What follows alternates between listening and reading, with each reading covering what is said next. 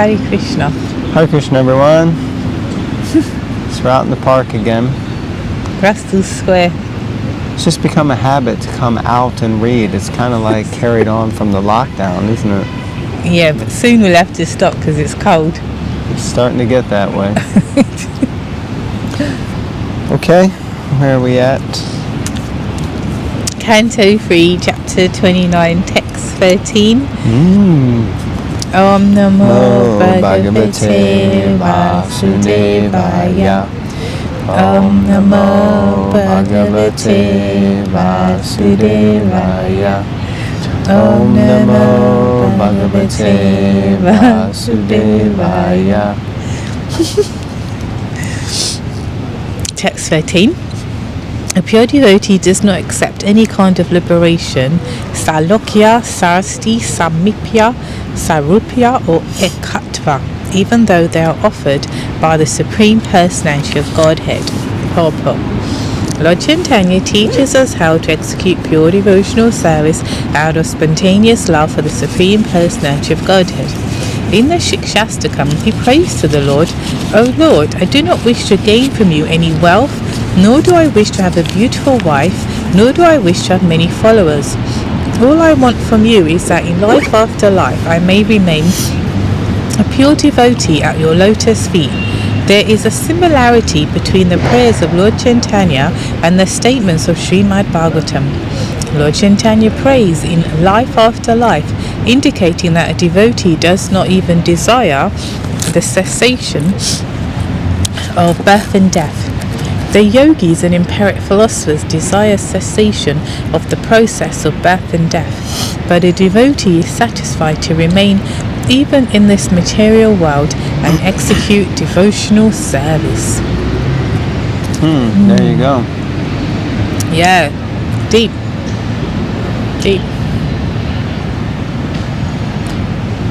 Yeah, I remember hearing one devotee. I'm trying to remember his sannyas initiated name. He was Ekalavya Prabhu. I think his name is Sri Krishna Chaitanya Prabhu or something like that. Or not, What, Maharaj. the one that played the trumpet? Yeah. Is he sannyasi? Yeah. So, he took earlier this year. Oh. But he said once that he remembered reading that line of the Shikshastakam, Nadanam Najanam Nasundanam Kavitam Jagadishakamaye Mama Janami Ishware Babatad Bhakti Rahoitaki Twayi. And when he read that, because it says in there, I have no desire to accumulate wealth, nor desire beautiful women, nor want any number of followers. All I want is your calls, this devotional service, birth after birth. And he had, I think, been involved with some types of meditation and different things, and he realized at that point, okay, yeah, wealth, beauty, adoration, distinction, all those things, yes, but to not come back life after life. And then I also heard in a lecture, I think Gauranga Prabhu, he said that in Vrindavan, or it might have been Radhanath Maharaj, that in Vrindavan, the sadhus, they're like, or in India anyway, the sadhus, they're like, yes, we want to finish up all our business. So when Lord Chaitanya prays, even I'm happy to come back life after life, birth after birth, they're like, no way, we don't want to come back again, we just want out of here. So it's a very deep prayer. Even we say, we want to go back home, back to Godhead at the end of this life and finish up our business and go back to home. But here Prabhupada is saying that a pure devotee doesn't care whether they go back to Godhead or not. Now, ultimately, what does that mean? It means that back to Godhead isn't necessarily a physical proximity or a place. In one sense it is, but it's more a state of consciousness. So if you're with Krishna all the time, like Prahlad Maharaj, even when he was being tortured by his father, he was seeing Krishna everywhere, and so therefore in one sense he was already back to Godhead, because it's a state of mind and a consciousness. Thoughts? I said it. Next paragraph. Okay. It is clearly stated herein that a pure devotee does not desire ekatva, oneness with the Supreme Lord, as desired by the impersonalists, the mental speculators, and the meditators, not the mediators. To become one with the Supreme Lord is beyond the dream of a pure devotee. Sometimes he may accept promotion to Vaikuntha planets to serve the Lord there, but he will never accept merging into the Brahman effulgence, which he considers worse than hellish. Such ekatva, or merging into the effulgence of the Supreme Lord, is called kaivalya.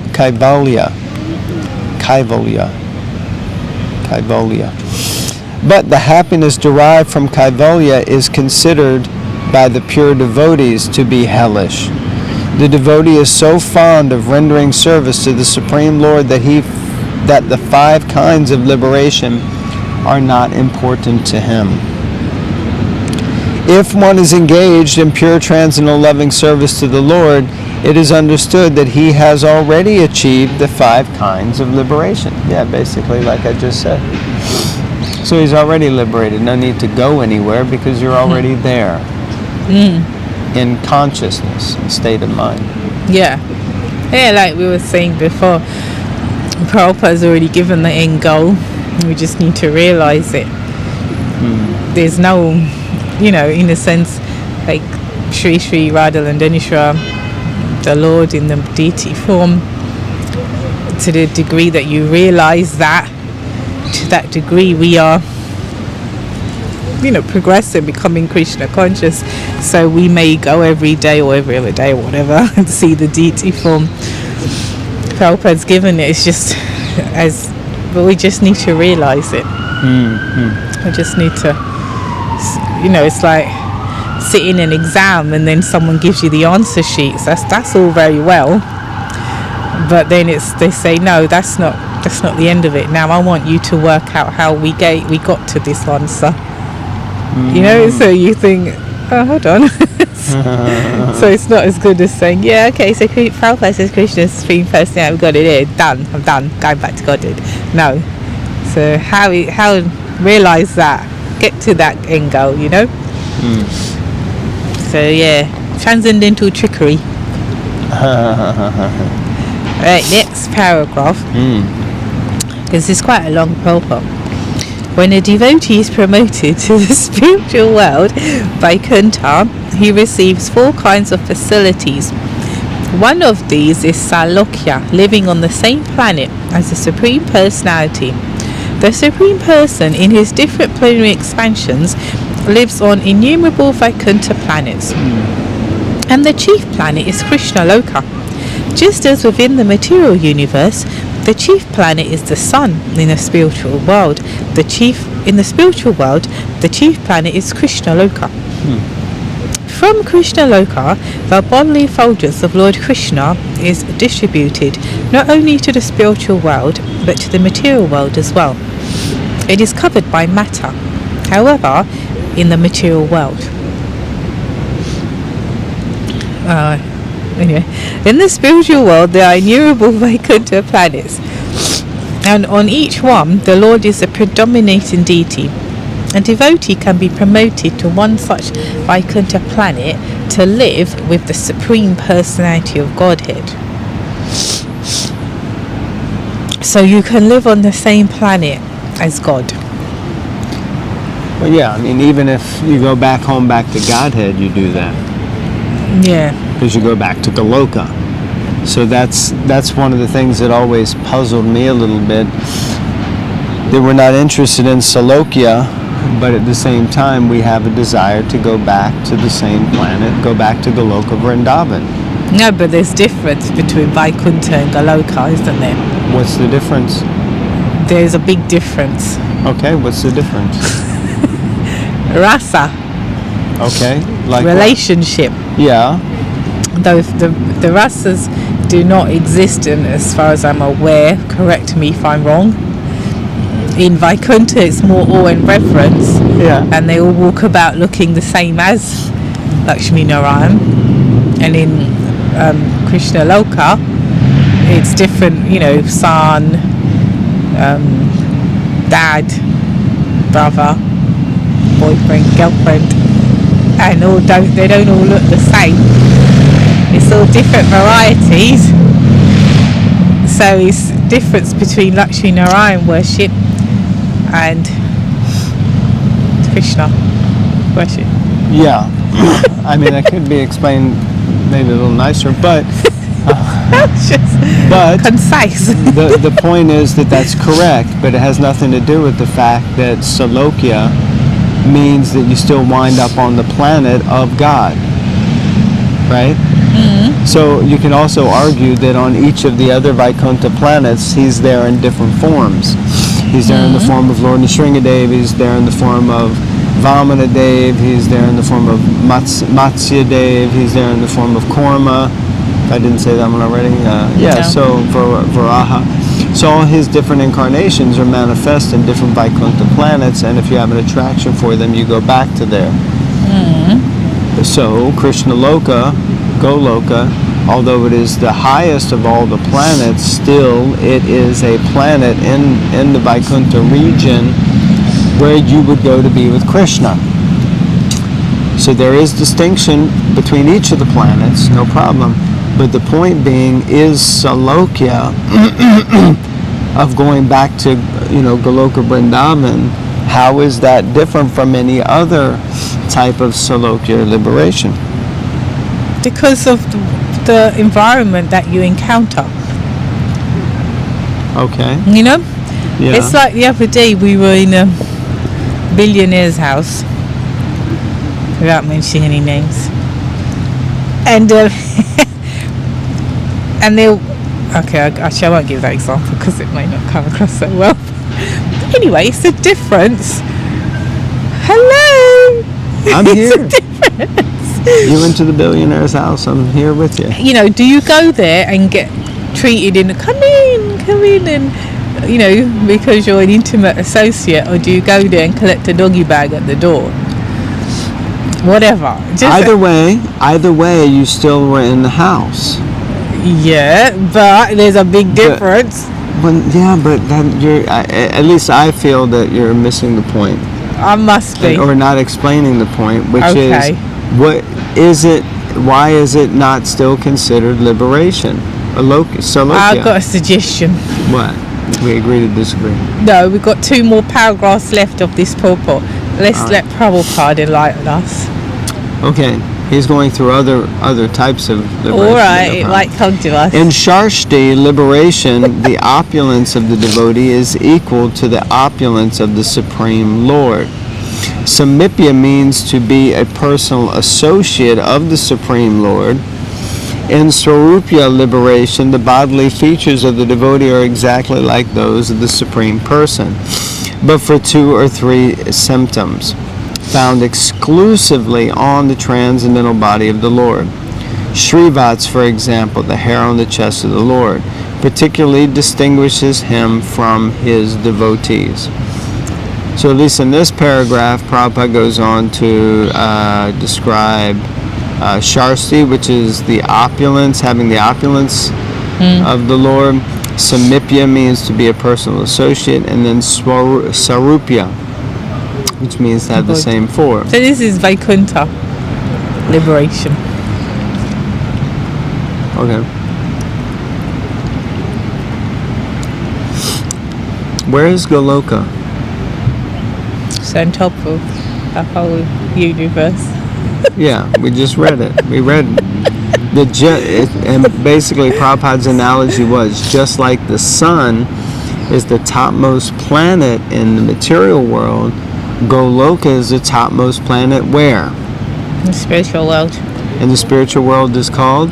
Goloka. No. Goloka Vrindavan. No, Goloka Vrindavan is a planet in the spiritual world. The spiritual world is called in Sanskrit Vaikuntha. Sorry, there's a bug on my book. So you blew and spat on the book. I did not. I can blow without spitting. Yeah, okay. So do you understand the point here? No. I'm getting it. No. What about we'll see what our viewers think? Do you understand what we're saying?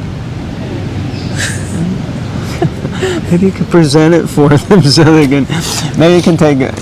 Okay, yeah. Do you understand what we're saying? Or what I'm saying, anyway? Well, okay. Do you understand what I'm saying? Yeah. Let's see if you understand too. Alright, let's read the final purport. A pure devotee does not accept these 5 kinds of spiritual existence, even if they are offered, and he certainly does not hanker after material benefits, which are all insignificant in comparison with spiritual benefits. When Prahlad Maharaj was offered some material benefit, he stated, "My Lord, I have seen that my father achieved all kinds of material benefits, and even the demigods were afraid of his opulence. But still, in a second, you have finished his life and all his material prosperity. For a devotee, there is no question of desiring any material or spiritual prosperity. He simply aspires to serve the Lord. That is his highest happiness." That's some serious surrender. Because this, for most, I would say, people, it's quite natural to be, maybe you might say, no, I don't have any motive in my spiritual life like that, but it's quite, maybe, I'm not saying this, but materially, yeah, like you wouldn't be, you're gonna think, I need somewhere to stay, I need a little bit of food, not too much, but I want to be warm, especially now. Like I'm thinking, yeah, I need to go back in the flat. It's a bit cold, like so. And I wouldn't be thinking, oh, I don't have anywhere to go. But that's alright, So it's quite a deep thing that, yeah, we don't think, or that we don't look out for ourselves over and above spiritual life, If anything, sometimes we cut back on our spiritual service or practices if our material needs are being infringed upon. Our what are being infringed upon? Our material needs. What we feel, individually what we feel, then we might be like, oh, hold on a minute, whatever that may be. So it's quite a, it's quite a very, very deep and advanced level, I would say, of practicing spiritual life. Could be wrong, but yeah, it says any material or spiritual prosperity. I think that's really, it's very high. It's very elevated state. Absolutely. I mean, absolutely. And it kind of, as what I'm trying to say is that even desiring to go back to Godhead, which is basically what's being said in this purport and verse, is a spiritual desire, a level of spiritual prosperity. So it means we need to even get to the point where we're so absorbed in Krishna consciousness that we don't care whether we go back to the spiritual world or not. We're just happy to serve Krishna wherever he wants to put us. Wherever he wants to put us. And we don't mind whatever the condition. Put us in a tent, put us in a mansion, put us in a, I don't know about the tent, but put us on a blanket along the Jamuna, along the Thames, whatever is the situation, but as long as we serve the Lord. It's very high level. Yeah. Very high level. It's complete selfless surrender, as they say. Atmi nivedanam. Complete surrender. Okay. Any thoughts? Food for thought. What do our dear viewers think? Leave a comment. Big shout out to Dawn Nicholson, Sally Webb. Oh, I guess also Sri Devi. Gopi. If you heard your name, put a thumbs up in down there. That way we know you're watching. They are. And not Kushi, because she don't watch, but Ronnie, he watches, I think. So those are our four. Dan Gatti. Prabhu and Mukunda Kishore Prabhu. Oh, okay. Actually, there's loads. Sorry, I don't want to offend someone who is watching and I Yeah. didn't mention you. Well, We think that's of you too all. late. No, because I just said it. Thank you, Okay. everyone. Thank you, everyone. All the millions of viewers. So remember, like, comment, subscribe, and share. Tell your friends. And yeah. And most importantly, read the Srimad Bhagavatam. Absolutely. Thank you very much. Going to our Srimad Bhagavatam Ki Jai.